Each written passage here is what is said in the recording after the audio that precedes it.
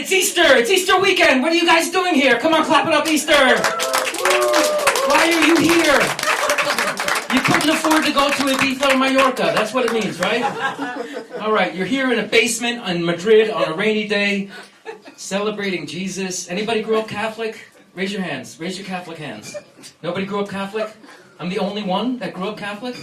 One guy in this whole Spanish basement that grew up Catholic? Are you still Catholic? No. Nobody says no. Nobody says yes. Not one person says yes. Over 18, it's no. Where are you from? Germany. Germany? So you're not going to laugh, right? Oh my God, the Germans? But he's in the basement, it's okay! Yeah, the Germans just stare at you. The whole show, you just get their dead eyes. And then they come up to you after the show and they're like, I loved your set. You're like, well then fucking tell your face that. Germans and Portuguese are the two worst. Do we have any Portuguese here? There probably are, but I don't fucking see it. Any vegans? There probably are, but you don't have the strength to get your hand in the air. I get it. But what do we know about Jesus? Jesus, he wasn't magic, but he was kind of like a superhero. Right? Like, he couldn't fly or turn himself invisible, but he could make water into wine, and he could walk on water. So when it came to water, Jesus was magic. It's like the original Aquaman. But what do I know from Jesus growing up Catholic? Okay, I went there every Sunday, stood up at the cross, and I looked, and the only thing I could figure out was like, Jesus had great abs. That's it. That's all I could ascertain from Catholic masses. Anybody been to the Vatican? You've been to the Vatican, right? Yeah. It's a weird place, right? They have a dress code at the Vatican. Somebody else, was it you? A long time ago. You've been to the Vatican. Women cannot go into the holy buildings with like short skirts. Men cannot wear tank tops. You can't wear flip-flops. So I find it quite hypocritical that they have a dress code, but if you want to go in and see their wide array of like, you know, baby dick art, don't you dare offend them by trying to wear sandals into the Sistine Chapel. Because that's offensive. And it's not like one or two, it's like 90% of their art is like baby dick art.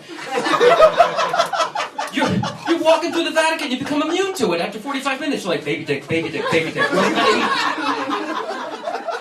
And it's not like, it's 13th century Renaissance kiddie porn that they were literally charging you money to watch in 2024.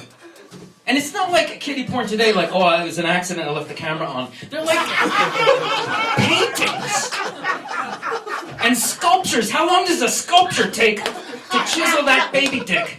So just keep this in mind. If you want to go to the Vatican and see their wide array of baby dicks, don't offend them by trying to wear sandals into the Sistine Chapel. And then God made Adam out of mud. And then he thought Adam was lonely. So he took a rib out of Adam and he made Eve. By the way, why didn't he just make Eve out of more mud? I don't know. Why would you take the rib out? Because he saw Adam was lonely. That's a big assumption, that he was thinking that Adam wasn't gay. Right? Like, a week later, God shows up. He's like, hello, Adam. How is everything? He's like, good. He's like, how is your companion? He's like, oh, you mean this bitch? So far, all I've done all week is rinse a few things out and organize all the apples, but this bitch just bleeds all over the place. And then there was Cain and Abel. They were the sons of Adam and Eve. Now, the Catholic Church, on the books, is against incest. So tell me, how did we procreate beyond Cain and Abel? One of them had to have sex with their mothers. Right? Sisters. Well, who were the sisters? No, there was just Cain, Abel, and like Ralph. It was like 3 kids. And then Cain killed Abel. So in like one generation we had incest and murder. And somehow I feel bad for masturbating on a Sunday.